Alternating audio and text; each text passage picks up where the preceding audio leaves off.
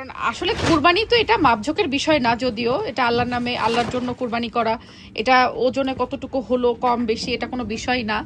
কিন্তু যেই জিনিসটা হয়েছে আমাদের সাথে এটা আল্লাহর তরফ থেকেই হয়েছে।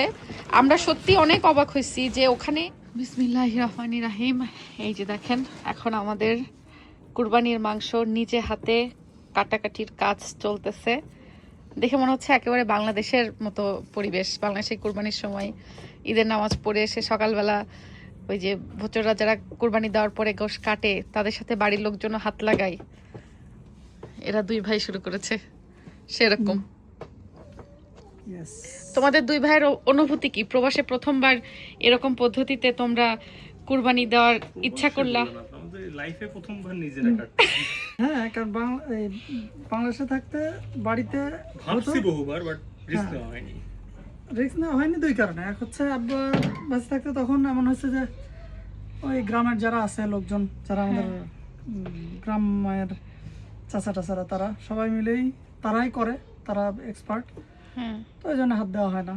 আর আব্বাও যাইতে দেয়নি, যায় কই কাটা পেন্টে হাত পা কেটে যাবে, এই জন্য। তো এখন সেই শখ পূরণ করতেছো তোমরা, তাই তো? আর ছোটটা আবার কি বলতেছে? আমারে ছোটটা বলে কি, ভাবি কি জানি বললে একটু আগে, আসছে বছর আবার হবে, এরপর এবার গরু হবে। তো তুমি কি এরপর এবার গরু কাটা শ্বাস নিচ্ছ শোভন?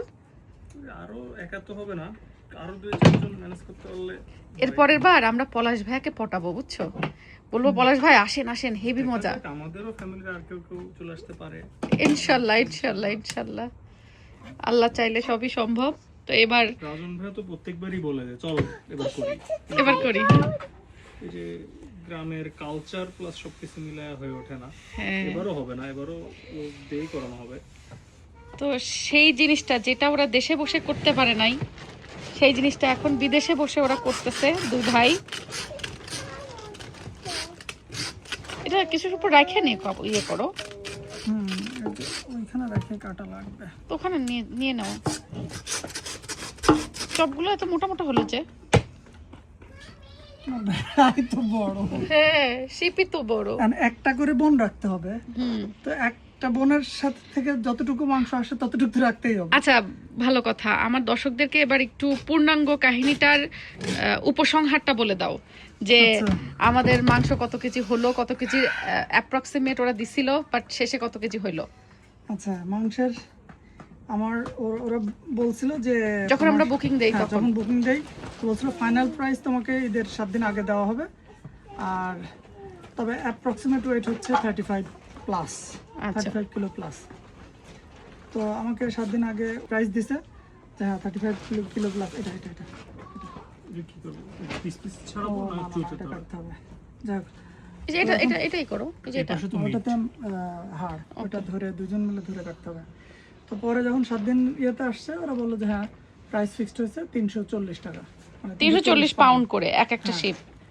তো আর হচ্ছে 35 কেজি হবে আনুমানিক, 35 প্লাস। হ্যাঁ তাই বলছে। আজকে আনতে গেছি, আমাদের সিরিয়ালে মানে আমাদের লেট ছিল, সো সিরিয়ালে আলটিমেটলি যে ওইখানে যায় যে সময় পৌঁছেছে তাকে দিছে ওই রকম। তো তারপর সবাই নিচ্ছে সবারই মোটামুটি ওই রকমই মিডিয়াম সাইজ, যেটা ওরা যেটা বলছে। কুরবানি কিন্তু হইছে তোমার বুকিং সিরিয়াল অনুযায়ী কুরবানি হয়েছে। আচ্ছা অনেকে ভাবতে পারে যারা ভিডিও দেখছে আমার, যে হয়তো যারা যখন যে সিরিয়ালে গেছে তাদেরকে সেটা ধরায় দিছে না, বিষয়টা কিন্তু এটা না। যার নামে কুরবানি তাকে দিছে, যার নামে যেটা কুরবানি তার নামে সেই নাম্বারিং করে ওরা আলাদা করে সেভাবে করছে। হ্যাঁ, সো আমাদের নাম্বার দিয়েছিল হচ্ছে 54, এবং 54 নাম্বার কুরবানি আমাদের হইছে, এবং ওরা ওইটা 54 নাম্বারিং করে ট্যাগ করেই রেখেছিল। যখন আমরা ওখানে গিয়েছি আনার জন্য, দেন ওরা 54 নাম্বারটা ওদের স্লটার হাউস থেকে বের করে সামনে নিয়ে এসে আমাদেরকে আর কি দিছে। হ্যাঁ, তো সবারটা দেওয়া হচ্ছে যখন বলে 54, তো আমি টিকিট তুলছি, এই যে আমার বলছে হু ইজ 54, হ্যাঁ দ্য লাকিয়েস্ট ম্যান। আমি আমার টিকিট তুলছি, মানে আমি তখনো দেখি নাই ভেড়াটা। তো বলে যে you are the luckiest man. ভাই তো বলছে you have got the biggest one, today's biggest one. হ্যাঁ, মানে আজকে ওদের যতগুলো কুরবানি হয়েছে শিপ, তার মধ্যে সবথেকে বিগেস্ট শিপটা ছিল হচ্ছে আমাদের কুরবানি হওয়ার যেটা, সেটা এটা আসলে আল্লাহর রহমত, মানে আল্লাহই এভাবে হয়তো আমাদের মিলাই দিছে। কারণ ওরা তো র্যান্ডমলি কুরবানি করে, ওরা কার কোরবানি করছে এটা তো আসলে ওদের মানে ওরা তো জানেও না দেখেও নি। আমরা অনলাইনে বুকিং করছি, অনলাইনে টাকা পে করছি, দেন ওরা সিরিয়াল ওয়াইজ ওরা হচ্ছে কোরবানি করছে। তো 54 নম্বর শিপটা যেটা আমাদের ছিল আর কি, সেটা হচ্ছে আজকে কোরবানি হওয়া সব থেকে বিগেস্ট শিপ। এবং সেটা বিগেস্ট বলতে এমনই বিগেস্ট যে 35 প্লাস হওয়ার কথা ছিল, বাট ও যে দিচ্ছে সে বলতেছে যে এটা হচ্ছে 60 কিলো হবে। না, ও বলছে 50, পরে ওই মহিলা যে ছিল ও বলছে নো নো নো, 60 প্লাস হবে। তো যাই হোক, তো সেও তো বলে ইউ শুড পে ডাবল। হ্যাঁ, তোমার ডাবল কোরবানির টাকা পে করবা। হ্যাঁ, তো যাই হোক, পরে নিয়ে আসলাম। আমরাও তোলার সময় বুঝলাম যে অনেক ওয়েট হেভি। হ্যাঁ, বাসায় আনার পরে আমরা 4 পিস করে দিছে ওরা, তো সবগুলো ইন্ডিভিজুয়ালি ওয়েট করলাম, এই যে এখানে রাখা। হ্যাঁ, এই যে এরকম করে ওরা জাস্ট 4 ভাগ করে আমাদেরকে দিয়ে দিছে। ওরা এক ভাগ এখন কাটছি আর অন্য ভাগ আরো কাটবে।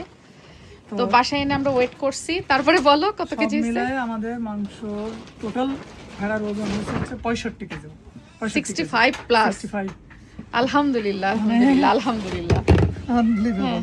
সেটাই, কারণ আসলে কুরবানি তো এটা মাপঝোকের বিষয় না, যদিও এটা আল্লাহর নামে আল্লাহর জন্য কুরবানি করা, এটা ওজনে কতটুকু হলো কম বেশি এটা কোনো বিষয় না।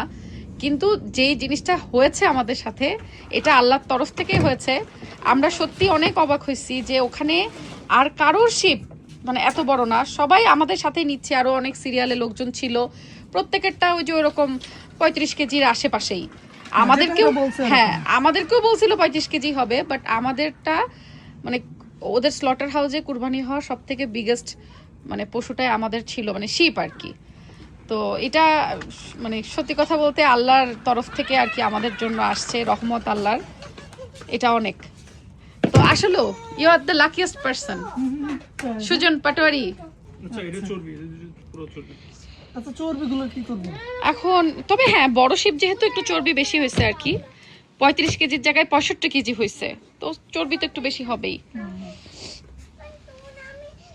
তা এখন হচ্ছে আমরা এগুলা কাটাকাটির কাজ করতেছি। ওরা কেবল শুরু করছে কাটাকাটি। এখানে এখনো 3টা পিস রয়েছে, টোটাল 4 ভাগ করে দিছিল ওরা, 1 ভাগ কাটতেছে।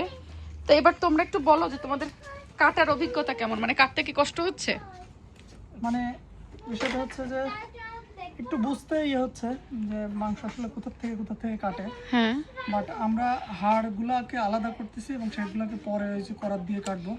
বাট মাংস কাটাতে আলটিমেটলি হচ্ছে না। তাহলে কি মানে তোমরা নেক্সট ইয়ার আবারও এরকম করার ইচ্ছা রাখো যে এভাবেই তোমরা কোরবানি করবা, তাই তো? ইনশাল্লাহ। নর্মালি কিন্তু ইউকেতে যখন এই কোরবানি আমরা বুকিং দিই স্লটার হাউসগুলোতে, ওরাই মাংস হচ্ছে কেটে কেটে দেয়। স্লটার হাউসে না, সরি, ওই বুচার হাউসগুলোতে। বাট এবার আমরা বুচার হাউসে বুকিং দেই নাই, সরাসরি ফার্মে থেকে আমরা স্লটার হাউস থেকে কোরবানি বুকিং করছিলাম। তো স্লটার হাউসে যে ফার্মে কোরবানি দেয় ওখানকার নিয়ম হচ্ছে তুমি যদি এরকম দিনের দিনে নেও তাহলে হচ্ছে ওরা কোনো কাটিং করে দিবে না, জাস্ট 4 ভাগ করে দিবে। তুমি বাসায় নিয়ে বা তোমার মতো তুমি দোকানে অন্য জায়গায় নিয়ে কাটবা, সেটা তোমার ব্যাপার। তো সেজার পাপারা ওইভাবে নিয়ে আসছে, বাসায় কাটবে এই জন্য।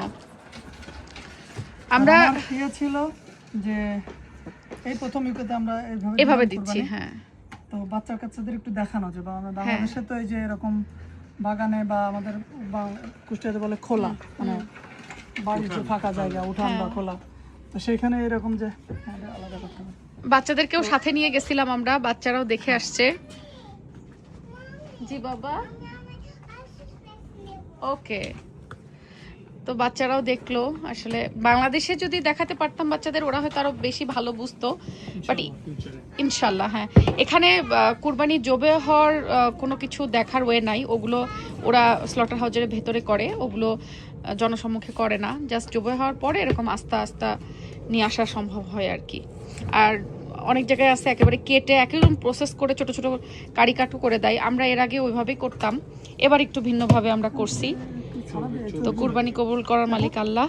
এখন আমরা এগুলো কাটাকাটি শেষ করি। এটা পুরো চর্বি এতে রাখি, আলাদা রাখি।